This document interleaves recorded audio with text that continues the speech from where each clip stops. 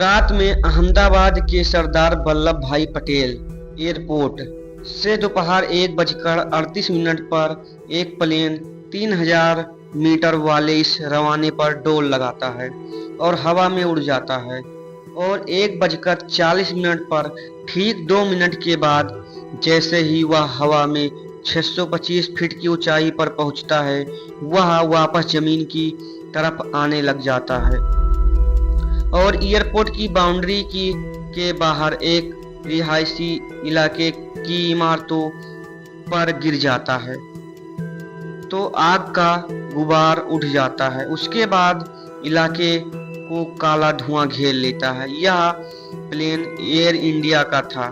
दोस्तों, इस प्लेन में 242 लोग सवार थे। यह सब अहमदाबाद से लंदन जा रहे थे। एयर इंडिया का यह प्लेन खचाड़ा था और यह कितना कूड़ा था, इसके बारे में आज एक ही पैसेंजर आकाश वात्सव ने बताया। आकाश वात्सव ने इसी प्लेन से दिल्ली से अहमदाबाद की यात्रा की थी। अहमदाबाद से ही यह प्लेन लंदन के लिए उड़ा था। उन्होंने इस प्लेन को लेकर क्या कुछ सवाल उठाया, सुनना बेहद जरूरी है।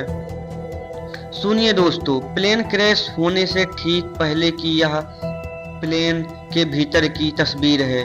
देखिए दोस्तों, जिस प्लेन का एसी तक काम नहीं कर रहा था, जिस प्लेन की लाइट पैसेंजर के जलाने से ही नहीं जल रही थी, वो प्लेन कितना खचाड़ा था, इसका अंदाजा तो आप लोग लगा सकते हैं। जिस प्लेन के एसी का रख रखाव तक नहीं था, उस प्लेन के इंजन का कितना ध्यान रखा जाता होगा, वह सोचने वाली बात है। कई सवाल यह है दोस्तों कि कैसे हुआ यह प्लेन हादसा। क्या इसके पीछे कोई विदेशी साजिश है? क्या एयर इंडिया का प्लेन ज्यादा गर्मी के कारण क्रैश हो गया? क्यों बोइंग कंपनी के इन जहाजों पर 3 महीने का प्रतिबंध लग चुका था? क्यों बोइंग के यह जहाज खचाड़ा कहे जाते हैं? क्या कम रनवे पर दौड़कर प्लेन को उड़ा दिया गया था? ज्यादा माइलेज के चक्कर में 242 लोगों की जान चली गई। क्या एयरपोर्ट के बगल में मौजूद साबरमती नदी में प्लेन को गिराकर यात्रियों की जान बचाई जा सकती थी? एक एक बातों को बताऊंगा दोस्तों, सारी कहानी आपको समझाऊंगा। नमस्कार दोस्तों, मेरा नाम मनमोहन यादव है और आप देख रहे हैं AS education. Incident: an Air India flight to London crashed shortly after takeoff near the Ahmedabad airport on Thursday afternoon. Struck in Ahmedabad this afternoon when a passenger plane crashed shortly after takeoff, sending shock waves across the country. दोस्तों, air India का और जो plane crash हुआ वो Boeing company का था।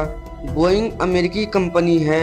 इस plane crash में गुजरात के पूर्व मुख्यमंत्री विजय रूपाणी भी नहीं रहे, वो भी इस हादसे का शिकार हो गए।